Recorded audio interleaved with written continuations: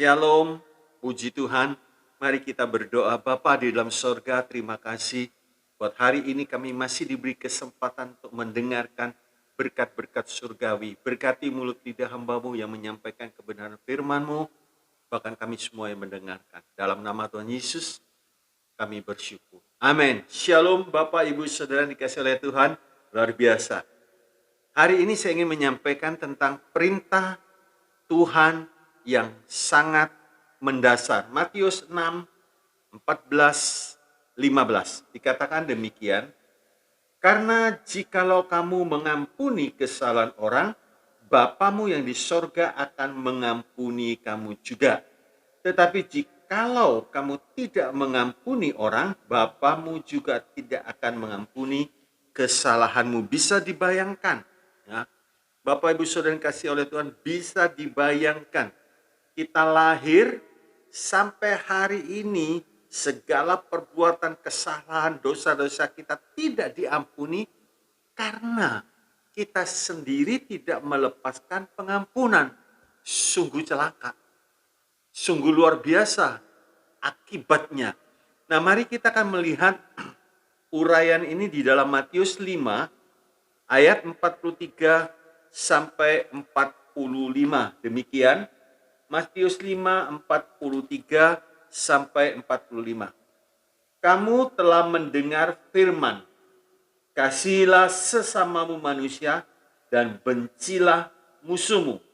44.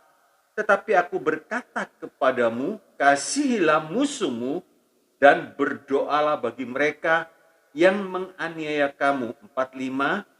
Karena dengan demikianlah kamu menjadi anak-anak Bapamu yang di sorga, yang menerbitkan matahari bagi orang yang jahat dan orang yang baik, dan menurunkan hujan bagi orang yang benar dan orang yang tidak benar. Nah, kalau kita melihat di dalam Matius 5, 43 sampai 45, di ayat 43 kita mudah mengerjakan. Sebab di situ ada dikatakan, kamu telah mendengar firman, kasihilah sesamamu manusia dan bencilah musuhmu. Nggak usah disuruh, nggak usah diperintah. Orang-orang yang tidak memiliki Kristus, pada waktu dia disakiti, pasti reaksinya membenci, pasti reaksinya melawan, bahkan bermusuhan. Ya, itu mudah dikerjakan. 44. Nah, tapi sebagai orang beriman, ada satu kerinduan Tuhan untuk umatnya melakukan yang ini. Ayat 44, tetapi aku berkata kepadamu, kasihilah musuhmu dan berdoalah bagi mereka yang menganiaya kamu. Kita kembali ke diri kita sendiri. Kita dikasihi Tuhan, ya, kita diberkati Tuhan, bukan karena posisi kita baik, enggak, saudara. Tapi itu semata-mata karena kemurahan Tuhan. Roma 5 ayat yang ke-8 dikatakan demikian, akan tetapi Allah menunjukkan kasih-Nya kepada kita oleh karena Kristus telah mati untuk kita ketika kita masih berdosa. Jadi kalau Tuhan minta kepada kita untuk mengasihi musuh kita, berdoa bagi mereka, itu hal yang lumrah untuk dikerjakan bagi orang beriman yang cinta kepada Tuhan, karena kita sendiri mengalami, ya, betapa panjang, betapa lebar, betapa dalamnya, betapa tingginya kasih Tuhan dalam hidup kita. Kalau kita tidak mengalami kasih Tuhan, kita sudah terhilang. Ya, kita sudah terhilang. Dikatakan ayat 45, nah ini targetnya. Kalau kita mau melakukan apa yang Tuhan suruh, maka dikatakan di ayat 45, karena dengan demikianlah kamu menjadi anak-anak Bapamu yang di sorga. Dan Tuhan memberikan contoh di sini, yang menerbitkan matahari bagi orang jahat dan orang yang baik, dan menurunkan hujan bagi orang yang benar dan orang yang tidak benar. Belum pernah kita melihat, oh ini rumah orang beriman, Tuhan kasih matahari, sinar matahari, terus rumah orang yang jahat, yang jelek, tidak, belum pernah. Baik hujan Tuhan berikan kepada orang yang benar, juga ke rumah orang yang tidak benar. Ini kasih Tuhan. Nah, kita belajar saudaraku ya dari dua pasal ini, Matius 6 dan Matius 5, kita mau belajar. Romawi 1, mengampuni atau membalas. Ya. Romawi 1, mengampuni atau membalas. Ini keputusan ada di kita. Ya. Tuhan memberi perintah, ampuni, kasihi, doakan. Nah, keputusan itu ada di kita. Tuhan tidak bisa memaksa kita. Ya. Kita makhluk bebas. Ya. Nah, tetapi kalau kita ambil keputusan yang betul, mengampuni, nah, maka karena kita ikut firman, maka Tuhan memberikan kemampuan untuk melakukan.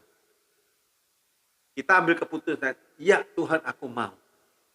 Dan Tuhan memberikan kemampuan untuk kita melakukan sehingga kita bisa menyerahkan sepenuhnya kepada Tuhan urusan pembalasan itu. Roma 12 ayat yang ke-19. Roma 12:19 dikatakan, saudara-saudaraku yang kekasih, janganlah kamu sendiri menuntut pembalasan, tetapi berilah tempat kepada murka Allah, sebab ada tertulis, pembalasan itu adalah hakku. Akulah yang akan menuntut pembalasan. Firman Tuhan, tenang kita. Jadi pada waktu kita, ya Tuhan, menyerahkan semuanya, kita ambil keputusan mau, maka Tuhan memberikan kemampuan. Sebab itu tidak ada alasan bagi orang beriman, bagi orang yang percaya Tuhan Yesus, tidak mampu melakukan ini. Salah. Bukan tidak mampu, tapi tidak mau melakukan firman Tuhan. Sebab kalau mau, maka Tuhan memberikan kekuatan, memberikan kemampuannya. Sebab apa, saudara? Setiap hari yang kita lalui, yang kita hadapi, ada saja orang yang menyakiti, baik sengaja, baik tidak sengaja, orang merugikan, orang menghina kita, orang mengacukkan kita, melihat dengan ekor mata dan lain sebagainya, tidak menganggap, selalu ada saja seperti ini. Nah, kalau kita layani, kita yang lelah, kita yang capek, dan kita yang rugi.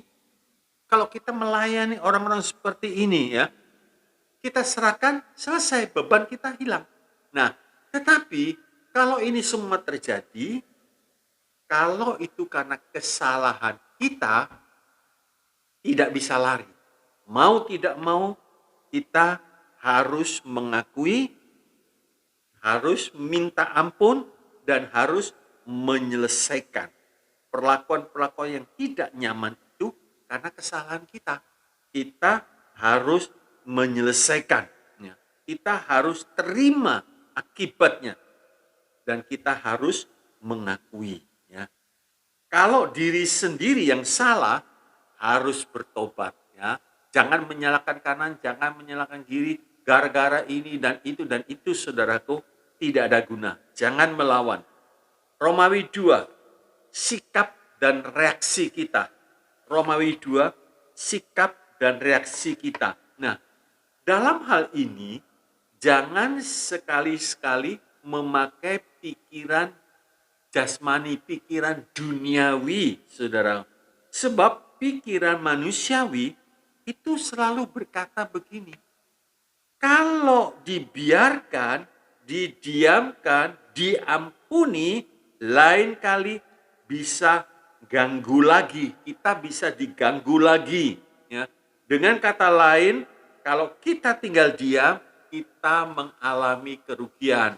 Memang betul kalau secara manusiawi. Tetapi saudaraku, pikiran ini tidak salah. Ya. Kita memang harus cerdik. Tapi jangan lupa, Tuhan pun akan bertindak di saat kita menyerahkan semua kepada Tuhan. Tuhan akan bertindak. Sebab Tuhan berkata begini, siapa yang menjamah kamu, itu berarti menjamah biji mata Tuhan. Jangan mengusik orang yang diurapi oleh Tuhan. Daud mengerti betul hukum ini, sebab itu sekalipun ada kesempatan, Daud tidak mau melakukan akan hal ini. Nah, kalau kita taat, kita mengampuni, ya, sekalipun orang itu menyakiti, tetapi saudaraku, orang tersebut pasti berurusan dengan Tuhan. Ya. Pasti berurusan dengan Tuhan. Nah, kalau kita mengampuni, kita tidak berbuat dosa, berarti kita dalam posisi sebagai orang benar. Nah, orang benar di hadapan Tuhan diberkati oleh Tuhan. Berkat Tuhan ada di atas kepala orang benar. Jangan sampai kita berdiri bersikap tidak benar, maka Tuhan tidak campur tangan. Ya, saya beri contoh dan bukti A. Contoh dan bukti A. Daud dan Saul, kita tahu peristiwa ini, saudara. Bagaimana Daud penuh pengampunan, ya, memaafkan, padahal dia sudah diurapi menjadi raja, dikejar, mau dibunuh. Kalau bukan Tuhan yang menjaga, yang membentengi Daud, mati Daud. Pas duduk berhadapan-hadapan makan dalam satu meja, itu tombak dilemparkan. Saul ini orang perang, ahli perang. Gak mungkin meleset, saudaraku. Pasti kena. Tapi Tuhan menyingkirkan sehingga tidak kena kepada Daud. Tidak ada satu rambut pun jatuh tanpa seizin Tuhan. Sebab itu Daud tidak mau membalas, ya. Mengampuni bukan karena posisi kita kalah, kedudukan kita kalah, ya. Tidak. Memang kalau secara kedudukan Daud kalah, posisinya kalah. Tetapi pada waktu Daud mendapat kesempatan untuk membalas, tidak mau membalas. Sebab itu berlaku hukum Tuhan di dalam 1 Petrus 4 ayat 14. Kalau kita menderita karena kebenaran, karena Kristus, maka roh kemuliaan Tuhan ada dalam hidup kita. Daud disertai Tuhan karena dia sendiri tidak mau menjatuhkan vonis, membalas, nggak mau, saudaraku. Dan hasilnya indah. Tuhan sendiri yang mengangkat Daud dari belakang kambing domba. Di dalam penggembalaannya Tuhan menemukan Daud. Tuhan mencari raja, Tuhan ketemu Daud. Haleluya. B. Yusuf dengan saudara-saudaranya. Yusuf menceritakan, ya, tapi saudaranya memang sudah ada rasa sentimen, rasa nggak suka. Sebab menurut saudaranya, Yakub ini memperlakukan Yusuf secara spesial, ya, dibikinkan jubah yang bagus dan lain sebagainya, sehingga timbul rasa iri dari saudara-saudaranya. Sebab itu dia merancangkan kejahatan. Dia merencanakan kejahatan. Pada waktu lihat Yusuf, itu dia tukang mimpi. Ayo kita masukkan sumur. Jadi enggak kira-kira mimpinya menurut dia, menurut saudaranya. Manusia bisa mereka-rekakan yang jahat. Tapi Tuhan mereka-rekakan yang baik untuk Yusuf. Sebab janji Tuhan pasti digenapi. Beri makan musuhmu, beri makan. Kalau dia haus, beri minum. Dan itu menjadi kenyataan. Pada waktu Yusuf naik menjadi wakil daripada Firaun, Yusuf lihat saudaranya. Bisa membalas. Bisa dimasukkan penjara. Tapi justru Yusuf memberi makan. Air tuba dibalas dengan air susu oleh Yusuf. Saudaranya jahat dibalas dengan kebaikan. Ini tidak ada di dunia. Tidak ada. Tapi di dalam umat yang percaya kepada Tuhan Yesus limpah. Orang berbuat jahat, kita balas kebaikan. Ya. Akhirnya Yusuf naik tinggi. Saudara-saudaranya melihat apa yang dimimpikan, apa yang diceritakan oleh Yusuf sekarang menjadi kenyataan. Mereka semua sujud menyembah kepada Yusuf. Ya. Nah, kita kalau mengasihi orang yang menganiaya kita, memusuh kita, maka kita akan mengalami, saudara perhatikan ya, Mazmur 17 ayat yang ke-15. Mazmur 17 ayat 15. Tetapi aku dalam kebenaran akan kupandang wajahmu, dan pada waktu bangun aku akan menjadi puas dengan rupamu. Haleluya. Saudara perhatikan, kita damai, kita sejahtera, kita puas dengan memandang wajah Tuhan. Ya. Nah, kita melihat lebih lanjut, keuntungannya kita mengampuni dengan tulus. Ya. Keuntungannya kita mengampuni dengan tulus. Kasih Allah mengalir dalam hidup kita sehingga kita makin terus bertumbuh. Haleluya. Keuntungannya kita mengampuni dengan tulus, kasih Allah dalam hidup kita makin terus bertumbuh. Ya. Kalau kasih ilahi ini makin terus bertumbuh, itu salah satu indikator, salah satu petunjuk penting dalam kehidupan rohani kita. Salah satu petunjuk penting ya dalam kehidupan rohani kita. Kita melihat Kolose 3 ayat 14. Dikatakan demikian, dan di atas semuanya itu kenakanlah kasih sebagai pengikat yang mempersatukan dan menyempurnakan. Kasih itu terjadi kelihatan saat proses demi proses kita alami, ya. Waktu kita disakiti, waktu kita dihina, dikecil.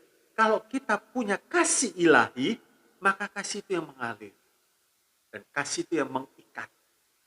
Menjadi pengikat kesempurnaan, indikatornya.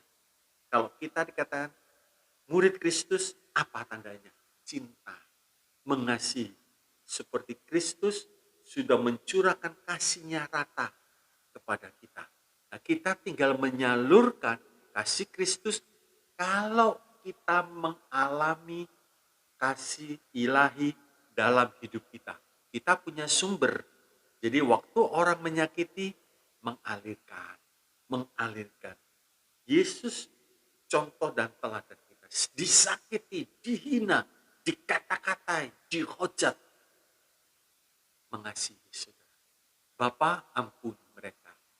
Karena mereka tidak tahu apa yang mereka perbuat. Kasih yang keluar. Jadi kalau kita berkata saya murid Tuhan, tapi hidup penuh dengan kebencian, penuh hidup dengan iri, penuh keegoan, itu bukan murid Kristus. Nah, camkan akan hal ini. Nah, kita terus bertumbuhlah dalam kasih. Ya. Kasih itu mengalir dalam segala lini kehidupan kita. Baik saat kita berumah tangga, baik dalam kehidupan bujang, ya, dalam persahabatan, dalam pelayanan, dan lain sebagainya. Kasih yang mempersatukan. Kenapa? Rumah tangga, kalau ada Kristus, itu rumah tangga menjadi kokoh. Kenapa orang muda kalau mengalami kasih Kristus, hidupnya jadi indah. Tidak hanyut dalam arus dunia ini yang penuh dengan kejahatan, yang penuh dengan kekejian, tapi dia hidup dalam kebenaran karena kasih. Romawi 3. Siapa yang untung? Yang mengampuni atau yang diampuni?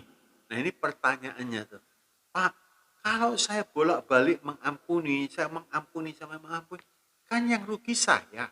Yang untung yang diampuni. Memang kalau secara pikiran manusiawi, ya. Tapi ada satu perintah daripada Tuhan di dalam 1 Korintus 6 ayat yang ke-7. 1 Korintus 6 ayat yang ke-7 dikatakan demikian. Adanya saja perkara di antara kamu yang seorang terhadap yang lain telah merupakan kekalahan bagi kamu. Mengapa kamu tidak lebih suka menderita ketidakadilan? Mengapakah kamu tidak lebih suka dirugikan? Nah, apa Tuhan tuh senang bersuka cita kalau umatnya teraniaya dirugikan? Bukan itu, saudara. Bukan. Allah tidak sama sekali mau merugikan kita. Tidak. Tapi Allah sedang menyediakan berkat yang tersembunyi lewat orang-orang yang menyakiti kita. Nah, ini kita harus bisa melihat. Ya. Ini kita harus bisa melihat. Sama sekali Allah tidak mau merugikan. Ya. Justru Tuhan ingin setiap perjalanan kita bukan hanya dengan melihat saja. Kalau dengan penglihatan ini orang jelas-jelas merugikan kita, kok kita dikatakan tidak rugi. Kalau tanpa Tuhan pasti rugi. Tapi dengan Tuhan, firman Tuhan mengatakan perjalanan kami dengan iman. Bukan dengan penglihatan. Artinya jangan kita terus fokus kepada orang yang menyakiti kita, merugikan kita. Memang kita harus cerdik. Ya. Cerdik seperti ular, tapi tulus seperti burung merpati. Di lain tempat firman Tuhan mengatakan begini. 1 Korintus 2 ayat yang ke-9. Ya. 1 Korintus 2 ayat yang ke-9. Apa yang tidak pernah dilihat oleh mata, tidak pernah didengar oleh telinga, tidak pernah timbul di dalam hati manusia, semua yang disediakan Allah untuk mereka yang mengasihi Dia. Nah, itu Dia. Jadi kita mengampuni, kita mintakan berkat, bukan karena kekuatan kita, tapi karena kita mengasihi Tuhan. Nah, kalau kita melakukan karena kita cinta kepada Tuhan, maka ada berkat yang tersembunyi yang Tuhan sedang siapkan buat kita. Nah, kita tidak tahu, saudara. Tapi tahu-tahu, loh kok bisa ya? Saya diberkati. Ada kaitannya dengan ketaatan kita terhadap firman Tuhan. Sebab tanpa Tuhan, sekali lagi tanpa Tuhan, sulit buat kita mengampuni kesalahan orang. Sangat sulit. Ya. Mungkin ada yang mendengar, Bapak, Ibu, Saudara yang dikasihi oleh Tuhan, saat ini mungkin bergumul. Firman Tuhan mengatakan, ampuni, ampuni. Aduh Tuhan gak bisa. Sulit rasanya. Ingat, kasih Tuhan sudah ada. Roma 5, coba kita baca lebih dahulu. Roma 5 ayat 5 dikatakan demikian. Roma 5 ayat 5 dikatakan, dan pengharapan tidak mengecewakan karena kasih Allah telah dicurahkan di dalam hati kita oleh Roh Kudus yang telah dikaruniakan kepada kita. Kita sudah menerima kasih itu. Nah, persoalannya kita tidak mau menyalurkan, akhirnya jadi berat. Karena pikiran manusiawi ini mendominasi. Kok enak, dia ampuni, saya dirugikan, dia diuntungkan. Nah kalau ini semua terus, maka buntu, mampet, saluran kasih ilahi mampet. Padahal Tuhan sudah mencurahkan buat kita. Nah saya beri satu contoh begini saudara. Ya. Waktu Elimelech, Naomi, Siklon, Mahlon keluar dari Bethlehem menuju ke Moab. Ya. Di Moab, Sihlon dan Mahlon mendapatkan jodoh menikah. Karena Elimelech mengambil satu keputusan yang salah, dia pergi ke Moab, padahal bangsa Moab ini bangsa yang jahat. Sampai giliran ke-10 pun tidak boleh masuk dalam bait Allah. Elimelek sampai di situ, genap 10 tahun, mati. Dua anaknya mati. Sampai Naomi tinggal seorang diri plus dua janda. Dua menantunya yang menjadi janda. Terus Naomi mendengar bahwa di Bethlehem Allah sudah memulihkan. Terjadi pemulihan di Bethlehem. Naomi punya rencana bersiap untuk kembali ke Bethlehem. Kedua menantunya mau ikut. Naomi memberi penjelasan. Apalagi yang kamu mau harapkan dari aku? Tuhan sudah memburusi aku semuanya. Sudah kembali kepada keluargamu. Mereka semua menangis. Terus Naomi memberitahu, kalau toh seandainya hari ini aku menikah, hari ini punya anak, masa kamu harus menunggu sekian lama? Akhirnya Orpa menangis dan pisah daripada Naomi. Pisah. Ruth diberitahu oleh Naomi, sudah iparmu sudah kembali ke kaummu, ke bangsamu, pulang. Terus apa yang dikatakan oleh Ruth? Ini luar biasa. Ya. Rut 1, kita melihat kitab Rut 1 ayat 14. Rut 1 ayat 14 sampai yang ke-17. Dikatakan demikian,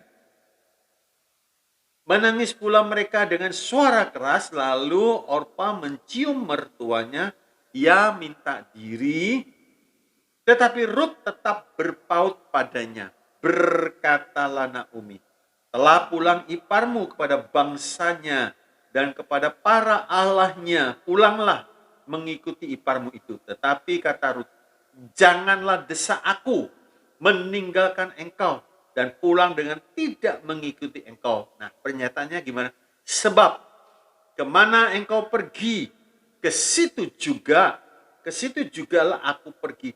Dan di mana engkau bermalam, di situ jugalah aku bermalam. Perhatikan, bangsamulah bangsaku dan Allahmu Allahku.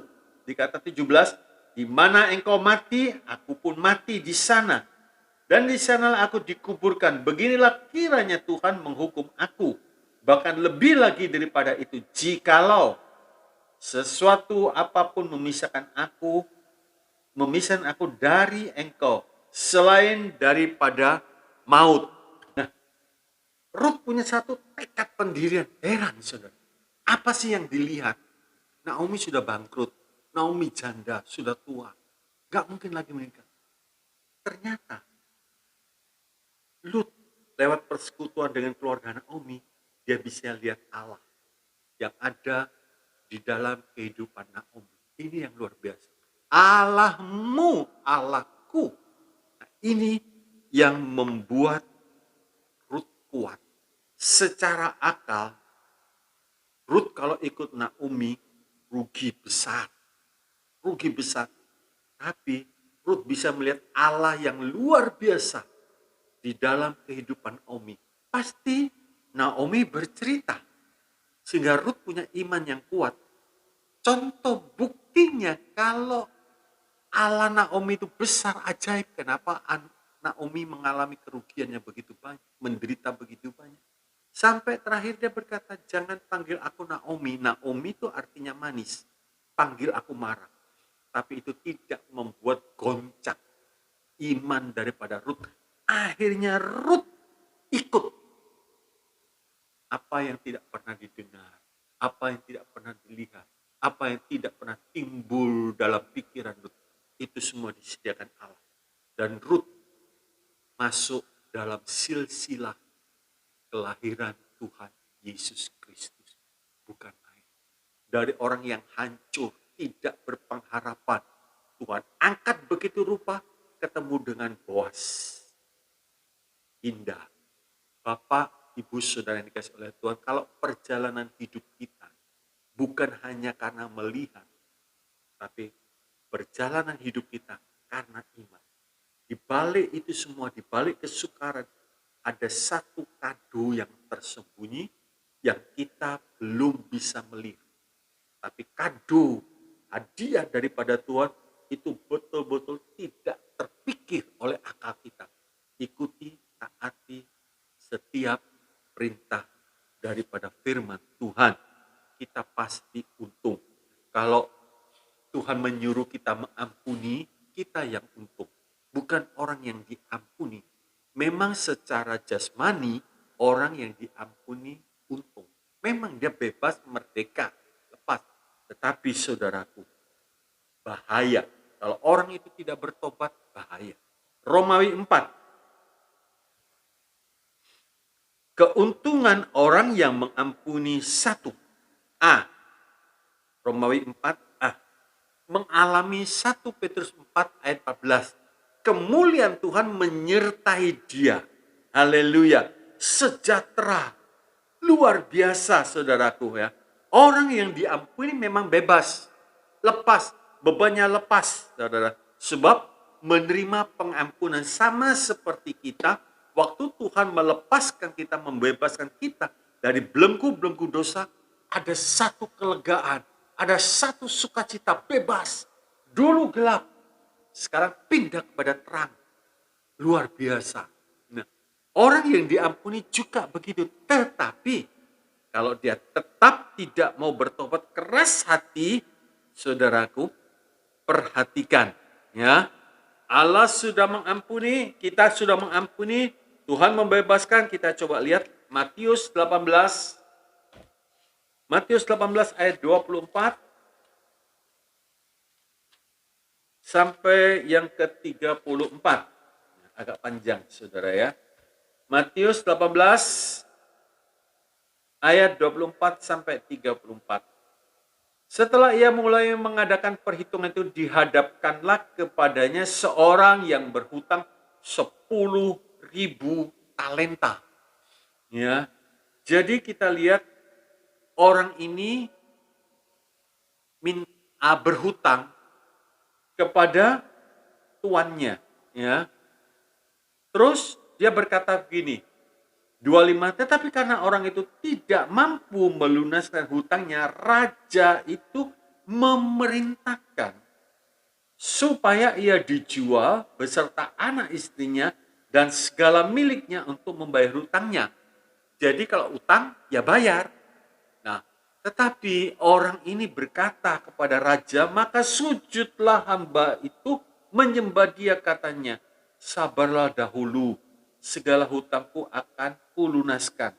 27, lalu tergeraklah hati raja, saudara, lalu tergeraklah hati raja itu oleh belas kasihan akan hamba itu, sehingga ia membebaskannya dan menghapuskan hutangnya. Plong, saudara, lega, bebas. Ya, dia sudah mengalami kebebasan karena kemurahan daripada hati sang raja. Perhatikan berikutnya, ayat yang ke-28.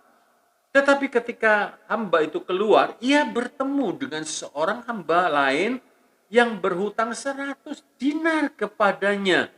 Ia menangkap dan mencekik kawannya itu, katanya, bayar hutangmu. Ya, ada orang lain berhutang kepada dia juga.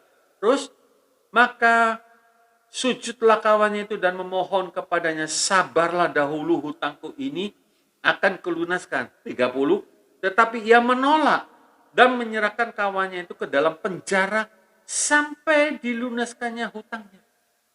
Orang ini sebelumnya terima kemurahan dari sang raja. Seharusnya dia dijual keluarganya dan seterusnya. Dia bebaskan, plong, saudara. Tapi waktu melihat orang lain berhutang pada dia, dia tidak ada belas kasihan. 31, melihat itu, jadi disaksikan oleh kawan-kawan yang lain. Kawan-kawan yang lain sangat sedih lalu menyampaikan segala yang terjadi kepada tuan mereka. Raja itu menyuruh memanggil orang itu dan berkata kepada, hei hamba yang jahat, seluruh hutangmu telah kuhapuskan karena engkau memohonkannya kepadaku.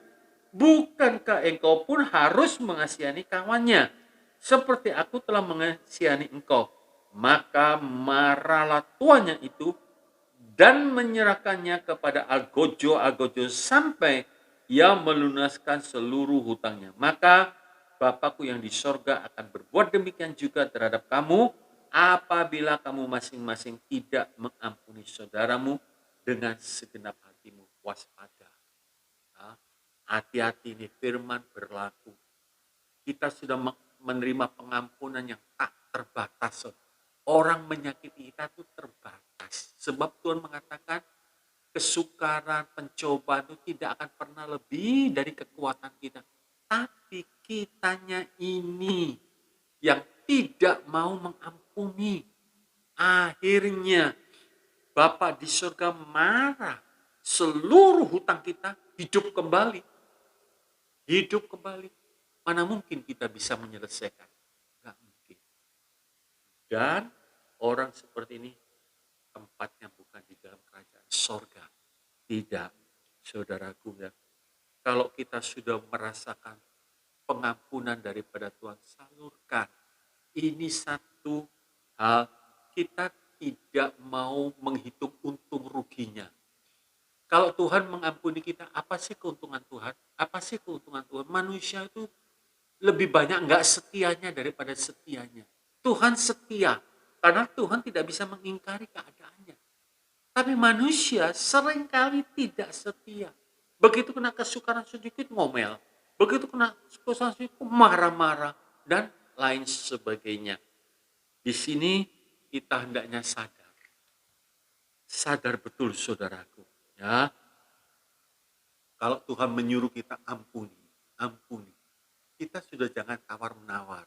Tuhan, aku kan rugi. Dia utang loh Tuhan. Dia utang loh Tuhan, gak bayar. Masa suruh kita mengampuni? Kalau Tuhan menyuruh ampuni. Ampuni. Nanti berkat itu dari Tuhan.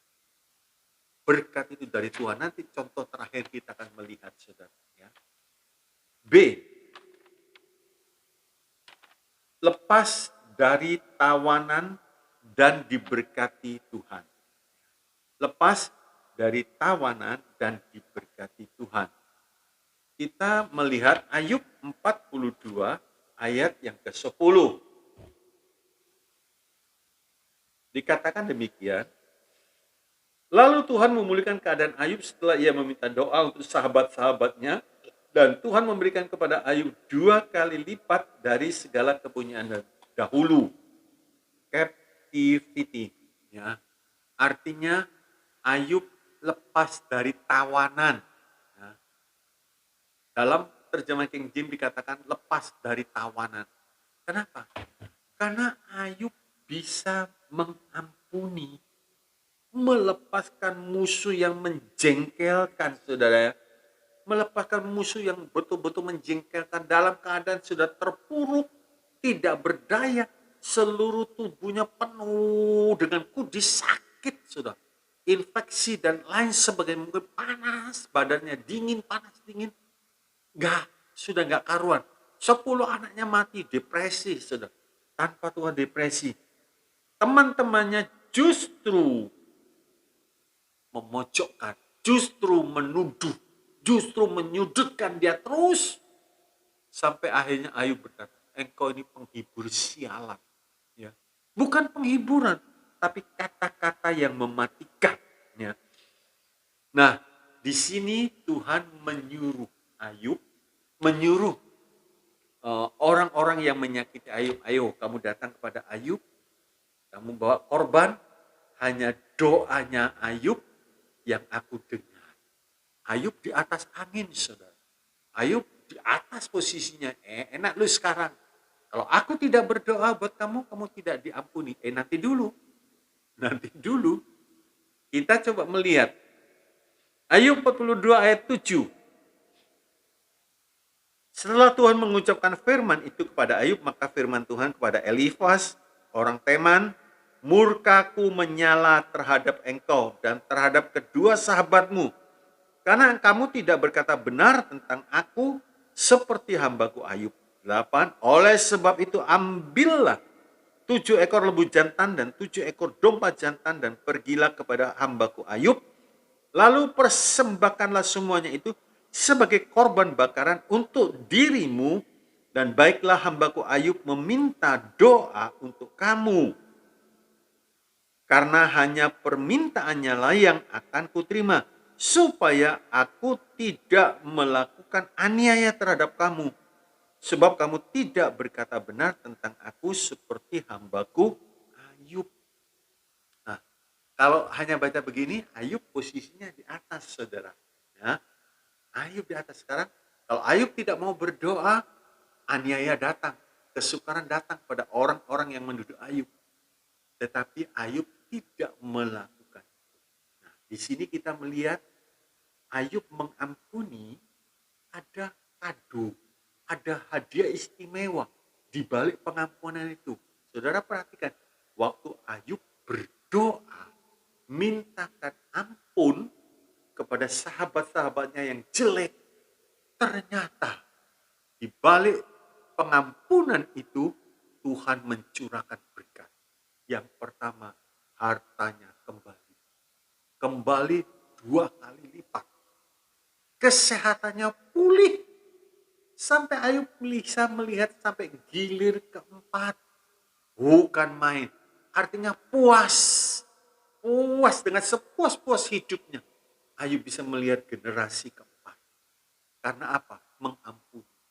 Begitu juga ya, Bapak, Ibu, Saudara yang dikasih oleh Tuhan. Kalau ada hari-hari ini kita melihat kepahitan, kesukaran gak berhenti-henti, ya, gak lalu dari kehidupan kita. Coba sadari, ya, mungkin Tuhan hari ini mengingatkan kamu belum mengampuni dia. Kamu hanya mengampuni di mulut, belum tuntas, belum dengan hati yang tulus kamu mengampuni. Sebab itu Tuhan izinkan kesukaran datang. Coba ampuni. Sekalipun itu merobek-robek kedagingan kita. Percayalah, Tuhan memberikan kemampuan. Ya, memang secara jasmani enaknya orang ini dipukul, dihancurkan sekali. Jangan. Pembalasan urusan Tuhan. Kita ingat peristiwa Ayub. Kesukaran itu menjadi berhenti. Berkat itu menjadi berlipat ganda. 2 kali ganda datang. Yang lebih hebat, sakitnya tuntas seketika itu juga. Luar biasa. Bapak, Ibu, Saudara yang kasih oleh Tuhan. Yuk kita belajar dari kebenaran firman. Karena ini kebenaran firman Tuhan yang sangat mendasar. Ya. Kesimpulannya satu. Percayalah kalau ini perintah Tuhan, ya, Tuhan pasti beri kemampuan. Jangan kita berkata gak mampu Tuhan, sulit. Enggak. Yusuf mampu, Ayub mampu. Berarti Tuhannya kan sama. Tuhan yang sama memberikan kemampuan kita untuk melakukan. Justru kita yang mendapat berkat. 2. Di balik perintah Tuhan ada berkat yang besar yang tersembunyi. Taati saja, saudara. Ya. Taati saja. Waktu kita menerima, wah saudara, kita sampai berkata, aduh Tuhan, gak terduga berkat. Ya, hasil orang yang taat akan firman Tuhan, Tuhan mencurahkan berkatnya tak terbatas. 3. Sikap dan reaksi kita sesuaikan dengan firman Tuhan. Jangan ada embel-embel yang lain. Ya Tuhan, aku mengampuni, tapi aku tidak mau berjumpa dengan dia. Ini embel-embelnya, saudara. Ya, ampuni dengan tuntas. Tuhan pasti akan mempertemukan orang yang menyakiti kita, datang kembali pada kita. Apa reaksi kita? Kita mengampuni itu. Apalagi kalau orang itu datang, Pak tolong bantu saya dalam kesukaran. Di situ kasih Tuhan akan mengetuk hati kita. Ampuni plus doakan plus beri dia makan. Haleluya. Sebab itu ampuni sesuai sesuaikan dengan firman Tuhan. 4. Di balik kita mengampuni, ada berkat yang besar. Mengampuni, mengampuni, lebih sungguh. Mengampuni, lebih sungguh. Tuhan lebih dulu mengampuni kepada kita. Ampuni, ampuni. Maka kita bebas, merdeka. Jikalau anak itu memerdekakan engkau, maka engkau benar-benar merdeka. Dan kita menjadi anak Bapa di surga. Puji Tuhan. Tuhan Yesus memberkati. Mari kita berdoa. Haleluya. Bapa di dalam sorga. Oh, hati kami bersyukur. Kalau perintah ini Tuhan berikan, kami mengerti.